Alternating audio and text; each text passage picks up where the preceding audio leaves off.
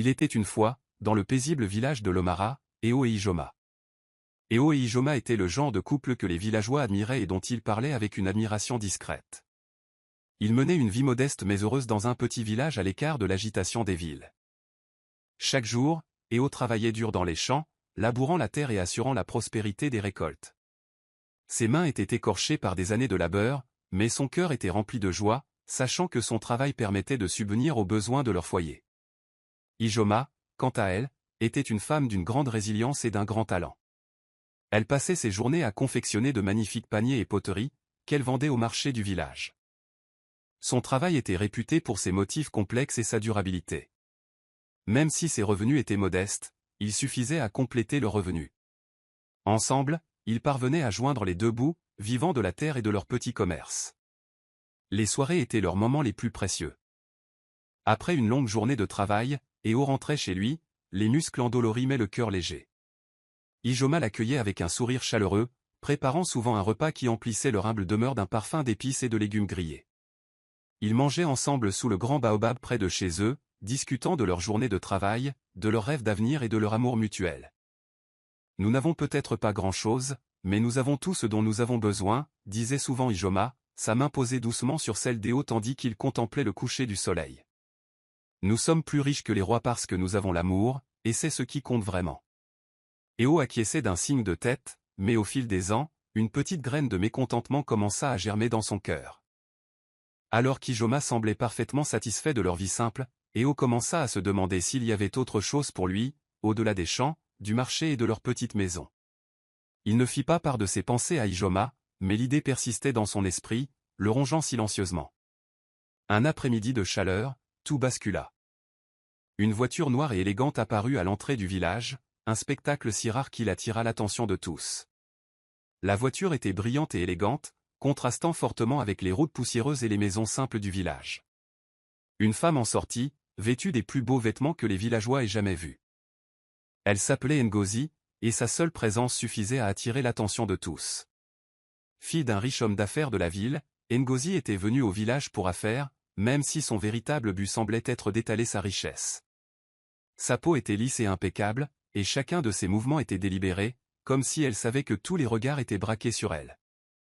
Mais ce n'était pas seulement sa voiture ou ses vêtements qui attiraient l'attention, c'était son aura de pouvoir et de statut, quelque chose que les villageois ordinaires rencontraient rarement. Eo était au marché ce jour-là, aidant Ijoma à vendre ses paniers et ses poteries, lorsque le regard de Ngozi se posa sur lui. Grand, musclé et beau, Eo se démarquait des hommes du village. Sa force et sa dignité tranquille l'attirèrent, et elle se sentit intriguée par lui. Les jours suivants, Ngozi prit l'habitude de croiser Eo au marché. Au début, leurs conversations furent légères, rythmées par des banalités sur le village et son travail au champ. Mais bientôt, ses intentions devinrent claires. « Tu travailles si dur, Eo » remarqua Ngozi un après-midi, son regard scrutant sa silhouette robuste. « Mais ne te demandes-tu jamais ce que ce serait de vivre une vie sans lutte ? Un homme comme toi mérite mieux que ça. Tu mérites le luxe, le confort et la facilité. » Eo rit doucement, repoussant d'abord ses paroles. « C'est la vie que je connais, et elle me suffit. » Mais le doute avait été semé. Les paroles de Ngozi restèrent gravées dans son esprit bien après la fin de leur conversation.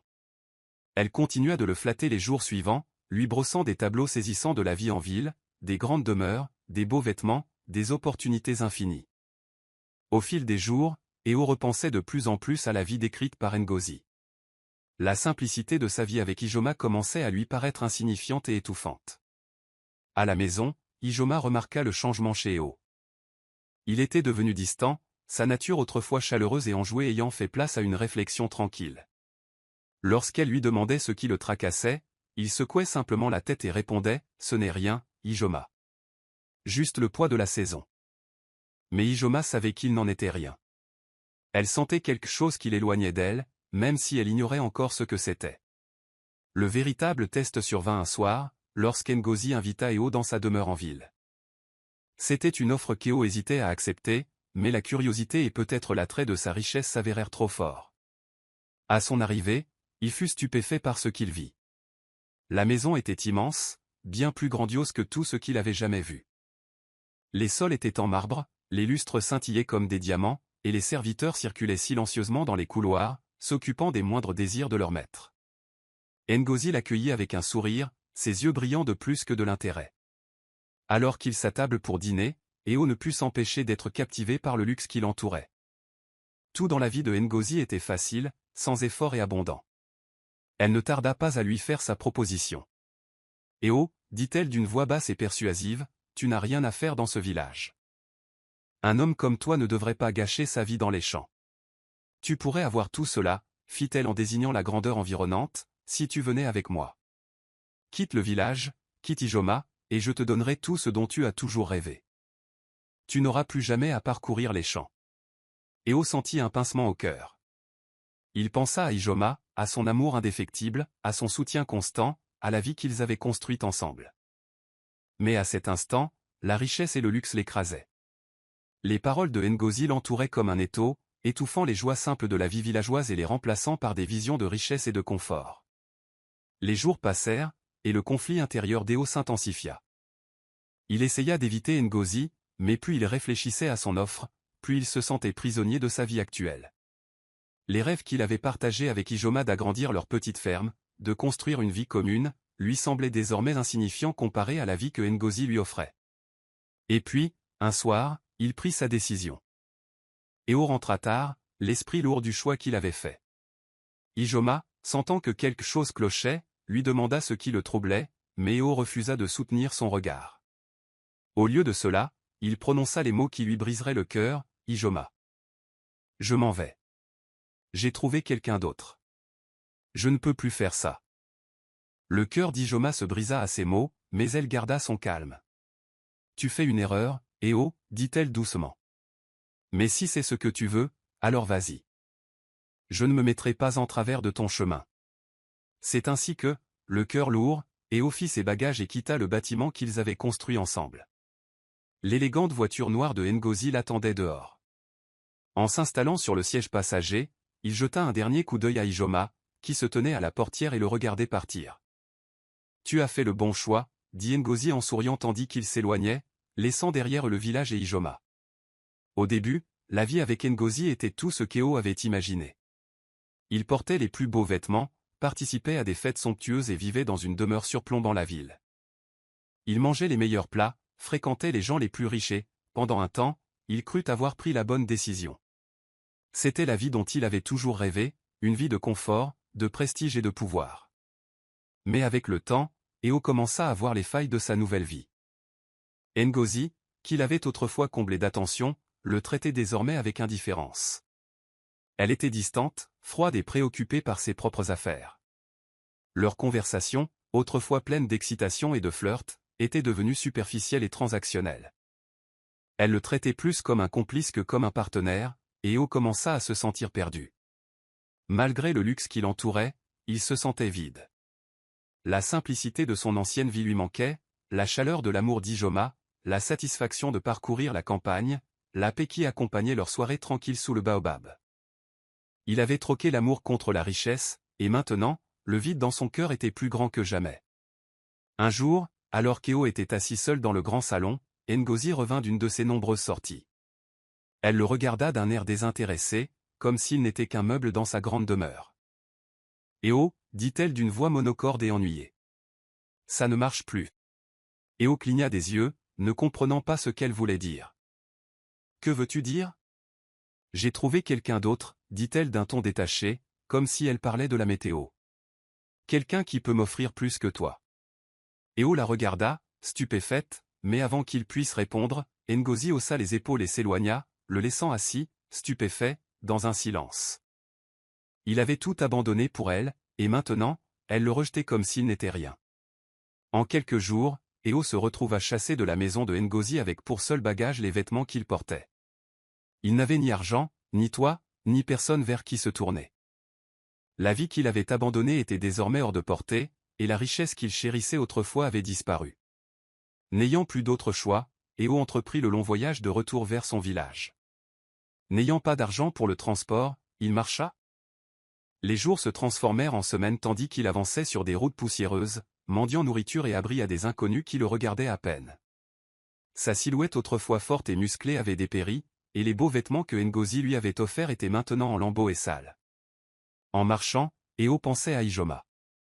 Il se souvenait de son sourire, de la chaleur de son étreinte, du son de son rire tandis qu'ils partageaient des moments de tranquillité ensemble. Il avait troqué tout cela contre la richesse et le statut social, mais il réalisait maintenant qu'il avait perdu le plus précieux de tous les amours. Lorsqu'Eo arriva enfin au village, il était méconnaissable. Les villageois qu'il admirait autrefois le regardaient maintenant avec pitié et dédain. Ils murmuraient entre eux, secouant la tête en voyant l'homme qui avait quitté sa femme pour une femme riche et était revenu mendiant. Le cœur d'Eo se serra de honte tandis qu'il se dirigeait vers la petite maison qu'il avait autrefois partagée avec Ijoma. De loin, il pouvait constater que la maison avait changé. Ce n'était plus la modeste demeure qu'il avait laissée derrière lui. De nouveaux ajouts avaient été faits et le jardin était bien entretenu, signe qu'Ijoma avait prospéré en son absence. Il hésita devant la porte, la main tremblante au moment où il la leva pour frapper. Lorsque la porte s'ouvrit, Ijoma se tenait devant lui. Elle le regarda avec un mélange de stupeur et de force, l'air indéchiffrable. « Eh oh » dit-elle doucement, d'une voix assurée malgré l'émotion qui la submergeait. « Je n'aurais jamais cru te revoir. » Eh oh baissa la tête, incapable de soutenir son regard. « Ijoma. Je n'ai rien. J'ai fait une terrible erreur. Je t'ai quitté pour la richesse, mais tout cela n'était qu'un mensonge. Je ne mérite pas ton pardon, mais je suis venu te dire que je suis désolé. » Ijoma resta silencieuse un moment, les yeux rivés sur l'homme qui se tenait devant elle. Eh oh n'était plus que l'ombre de l'homme qu'elle avait connu, maigre, faible et brisé. Mais en le regardant, elle ne ressentait ni colère ni haine. Au contraire, une profonde tristesse pour le chemin qu'il avait choisi et ses conséquences.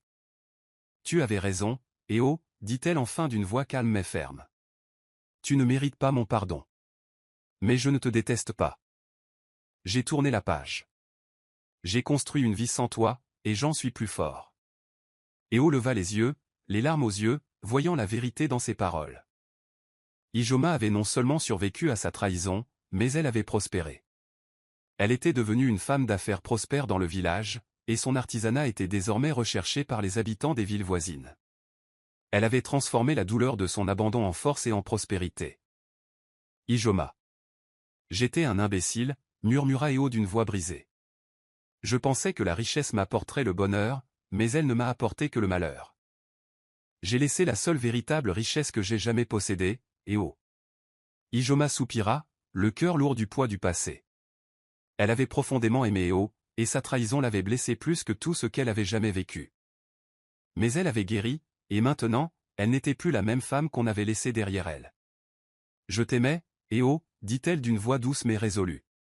Mais cet amour a disparu. J'ai dû apprendre à vivre sans toi, et j'ai découvert que je n'avais pas besoin de toi pour être heureuse. J'ai trouvé le bonheur en moi. Le cœur d'Eh oh se brisa à ces paroles, mais il savait qu'elles étaient vraies. Il avait perdu Ijoma dès l'instant où il avait préféré la richesse à l'amour, et désormais, il n'y avait plus aucun moyen de réparer les dégâts qu'il avait causés. Je suis vraiment désolé, répéta Eh oh d'une voix à peine murmurée. Ijoma hocha la tête, son expression s'adoucissant. Je le savais. Mais c'est trop tard maintenant. Tu as fait ton choix, et j'ai fait le mien. Un instant, un silence régna entre eux, le poids de leur passé commun planant sur eux. Puis, lentement, Eh oh se retourna pour partir. Il était venu chercher le pardon, mais il avait découvert la vérité, il avait perdu quelque chose de bien plus précieux que la richesse, et il n'y avait pas de retour en arrière possible. Alors qu'il quittait la maison, le cœur lourd de regret, Ijoma le regarda partir. Elle l'avait autrefois aimé de tout son cœur, mais maintenant, elle avait appris que la vraie force venait de l'intérieur. Elle avait construit une vie sans lui et savait qu'elle continuerait à s'épanouir. Alors qu'Eh oh quittait la maison d'Ijoma, le poids de ses choix retomba enfin sur lui. Il avait été aveuglé par la cupidité et l'ambition, pensant que la richesse pouvait lui apporter le bonheur. Mais à présent, il réalisait que la véritable richesse n'avait jamais été une question d'argent ou de luxe, mais d'amour, de loyauté et des liens qui unissent les gens. Il avait troqué le plus grand trésor de sa vie, son amour pour Ijoma, contre une vie vaine de richesse matérielle. Ce faisant, il avait perdu tout ce qui comptait vraiment. Eh oh quitta le village ce jour-là, le cœur lourd de regrets, mais aussi empli d'une nouvelle compréhension. Il savait qu'il ne pourrait jamais effacer le passé, mais il avait appris une précieuse leçon. La véritable richesse ne se mesure pas en or ou en argent, mais à l'amour que l'on donne et que l'on reçoit.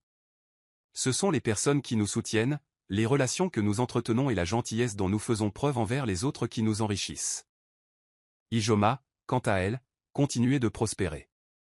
Elle avait trouvé le bonheur en elle-même et s'était bâtie une vie réussie, non pas définie par l'homme qui l'avait quittée, mais par sa propre force et sa résilience. Elle devint un modèle de sagesse dans le village, rappelant souvent aux autres l'importance de rester fidèle à soi-même et de valoriser les choses qui comptent vraiment dans la vie. L'histoire d'Eo et d'Ijoma devint une leçon pour tout le village, une histoire d'amour, de trahison et de rédemption. Les gens en parlèrent pendant des années, la transmettant à leurs enfants pour leur rappeler que la véritable richesse ne réside pas dans les biens matériels, mais dans l'amour et la loyauté que nous portons au fond de notre cœur. Ainsi, Eo erra, toujours en quête de la paix qu'il tenait autrefois pour acquise. Ijoma, cependant, est resté ancré, sa vie témoignant de la force de la résilience et de l'esprit humain. Merci d'avoir regardé. Si vous avez aimé la vidéo, abonnez-vous à notre chaîne Contes populaires africains.